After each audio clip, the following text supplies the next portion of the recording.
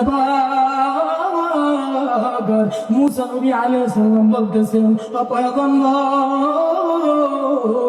ওই কূপটা দূর থেকে দেখতেছেন, মুসা নবী তাকিয়ে দেখতেছেন এমন একটা লোক,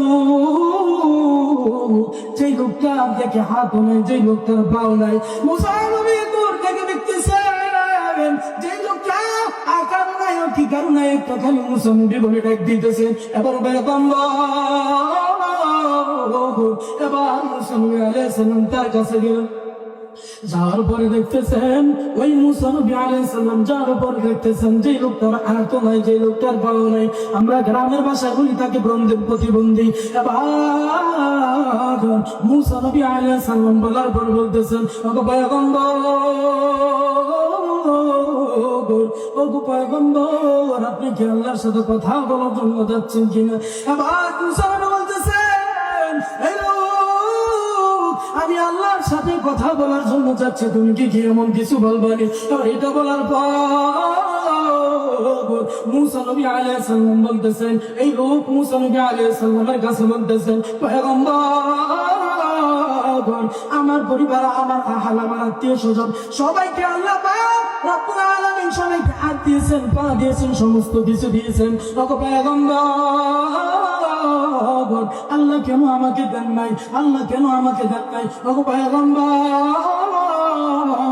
আল্লাহ যে আমাকে দেয় নাই তা আমি কোনো বেরাজ নাই, তবে আল্লাহকে এত মুখে আল্লাহকে চাই না বলবেন, আল্লাহ কেন আমাকে ধন সম্পত্তি দিয়েছে, সবই দিয়েছে, আল্লাহ কেন আমাকে হাত পা দেয় না, কেন প্রতিবন্ধী বানাই? এবার মুসা নবী আলাইহিস সালাম দ্বিতীয় ব্যক্তির কথা শোনার পর আবার সামনে অগ্রসর হয়ে গেলেন। আবার ওই ব্যক্তি মুসা নবী আবার সামনে অগ্রসর হয়ে গেলেন। মুসা নবী সামনে যাইতে যাইতে আরেক ব্যক্তির সাথে দেখা হয়ে গেল। ওই ব্যক্তির একদিন বলতেছেন, আপনি কি আল্লাহর সাথে কথা বলার জন্য যাচ্ছেন? আমি আল্লাহর সাথে কথা বলবেন, তবে আমার একটা আল্লাহর কাছে আর্জি যাইয়া বলবেন। আমার এটা বলার পর মুসা নবী আলাইহিস সালাম বলতেছে, কি এমন তোমার কথা যেটা আল্লাহর কাছে যাইয়া বলতে হবে? এবার ওই লোক বলতেছে, আমার তো কোনো আর্জি নাই গো পয়গম্বর, আল্লাহর কাছে যাইয়া বলবেন, আল্লাহ কেন আমাকে ধন দেয় নাই, আল্লাহ কেন আমাকে সম্পত্তি দেয় নাই। ও মুরব্বি বাবারা একটু বাবা খেয়াল করেন, শুকরিয়া আদায় করলে কি আর শুকরিয়া না আদায় করলে কি? শুকরিয়া আদায় করলে আল্লাহ কি দেন, আর শুকরিয়া না আদায় করলে আল্লাহ কি দেন? এবার মুসা নবী আলাইহিস সালাম আল্লাহর সাথে কথা বললেন, আল্লাহর সাথে যখন গেলেন আল্লাহর কাছে যাওয়ার পর বলতেছেন, ওগো আল্লাহ, এতক্ষণ পর্যন্ত তোমার সাথে মধুর আলাপ করলাম গো আল্লাহ, এতক্ষণ পর্যন্ত তোমার সাথে প্রেমের আলাপ করলাম গো আল্লাহ, রাস্তা দিয়ে আসার সময় তোমার কাছে আল্লাহ তিন ব্যক্তি আমাকে ধরেছিল, এমন কথা বলেছে। আবার মুসা নবী আলাইহিস সালাম আল্লাহকে বলতেছেন, আমাকে প্রথম ব্যক্তি ধরে ছিল, তাকে তুমি এত ধন সম্পত্তি কেন দিয়েছো? তা একটু কমাইয়া দিতা। আল্লাহ তুমি কেন দ্বিতীয় ব্যক্তিকে প্রতিবন্ধী বানাইলা? তা আল্লাহ জানতে চাইছে। আল্লাহ তুমি কেন তৃতীয় ব্যক্তিকে হাত দাও না, পাও দেয়? এবার মুসা নবী আলাইহিস সালাম আল্লাহর কাছে বললেন, আল্লাহ পাক রব্বুল আলামিন বলতেছেন, মুসা রে, আমি যে বান্দাটা আমার গাড়ি কষ্ট করে আমার কাছে নিয়ামত চায়, যে বান্দাটা আমার কাছে কষ্ট করে শীতের দিন ঠান্ডা পানি দিয়ে উজু বানাইয়া আমার ঘরে যায় নামাজ পড়ে, ও মুসা, যেই ব্যক্তিটা আমার শুকরিয়া আদায় করবো, ওই প্রথম ব্যক্তিকে আমি আল্লাহ পাক রব্বুল আলামিন ধন সম্পত্তি দিয়েছি কেন রে জানলি রে মুসা? ও মুসা, আমি প্রথম ব্যক্তিকে এত ধন সম্পত্তি দিয়েছি এই কারণে ওই ব্যক্তিটা ওয়াল টাইম আমি মালিকের কাছে শুকরিয়া আদায় করে। কার কাছে শুকরিয়া আদায় করেন? প্রশংসা কার? আল্লাহ। প্রশংসা সবই কেবল তোমারই রব্বুল আলামিন, দয়াল মেহেরবান করুণায় ফুরান, দয়াল মেহেরবান করুণায় ফুরান আর কেহ নাই, তিনি মালিক শেষ বিচারে দিন। এবার আল্লাহ পাক রব্বুল আলামিন বলতেছেন, ও মুসা, আমি দ্বিতীয় ব্যক্তিকে কেন হাত দেই নাই, কেন পা দেই নাই, আমি দ্বিতীয় ব্যক্তিকে কেন ল্যাংড়া বানাইছি, আমি দ্বিতীয় ব্যক্তিকে কেন লুলা বানাইছি? জানোস মেরে মুসা, ও মুসা আমি দ্বিতীয় ব্যক্তিকে এই কারণে আমি ল্যাংড়া বানাইছি, জান্নার একটা ছিদ্র আছে, ওই ছিদ্রটা বন্ধ করার জন্য আমি মুসা বানাইছি। ওই প্রতিবন্ধী লোককে যাইয়া বলবি, ও মুসা, দ্বিতীয় ব্যক্তিকে যাইয়া বলবি আল্লাহ পাক রব্বুল আলামিন আপনাকে বানাইছে একটা জাহান্নামের ছিদ্র বন্ধ করার জন্য। এবার আল্লাহ পাক রব্বুল আলামিন ডাক দিয়ে বলতেছে, মুসা রে, আমি তৃতীয় ব্যক্তিকে দম দেই নাই, সম্পত্তি দেই নাই, কেন জানিস নি মুসা? ও আমি ওই ব্যক্তিটাকে আমি আল্লাহ সব কিছু দিয়েছি রে মুসা, আমি আল্লাহর কাছে যতদিন পর্যন্ত চাইছি সব দিয়েছি। ও মুসা, এমন একটা সময় আসছে রে মুসা, আমি বান্দাটাকে দম দিয়েছি। ও মুসা,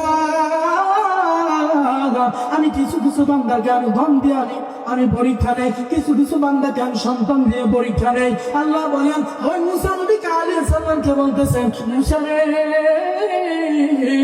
আমি বান্দাটাকে সব কিছু দিয়েছি, কিন্তু কোনোদিন মালিকের কাছে শুকরিয়া আদায় করে না। আবার দেখতে বলেন, মুসা, ওই ব্যক্তি আমি কখনো শুকরিয়া আদায় না করার কারণে আমি কোনোদিন আমি বান্দা নিয়ামত বাড়াইয়া দেই না। আপনার কথা বুঝছেন? প্রথম ব্যক্তিকে আল্লাহ দিয়েছেন, কেন বারবার শুকরিয়া আদায় করে? আল্লাহ দ্বিতীয় ব্যক্তিকে তাকে বানাইছেন একটা জাহান্নামের ছিদ্র বন্ধ করার জন্য বানাইছে। আর তৃতীয় ব্যক্তিকে কেন ধন সম্পত্তি দেয় না? আল্লাহ পাক রব্বুল আলামিন তৃতীয় ব্যক্তিকে কেন ধন সম্পত্তি দেয় না? বান্দাকে আল্লাহ দিয়েছিল, দেওয়ার পরে দেখে কোনদিন বান্দা শুকরিয়া আদায় করে না। আবার মুসা নবী আলাইহিস সালাম, মুসা নবী আলাইহিস সালাম আবার যে সময় আসলেন, ব্যাক করে যে সময় আসলেন, আসার পর মুসা নবীকে ধরলেন, ধরার পর বলতেছেন, নবী আমার, আল্লাহর কাছে কি যাইয়া আমার কথাটা বলেছিলেন কিনা? ওই তৃতীয় ব্যক্তি ধরলো, ওগো আল্লাহ, আপনি কি আল্লাহর কাছে যাইয়া বলছেন কিনা আল্লাহ কেন আমাকে ধন সম্পত্তি দেয় নাই? আবার এই লোক ডাক দিয়ে বলতেছে,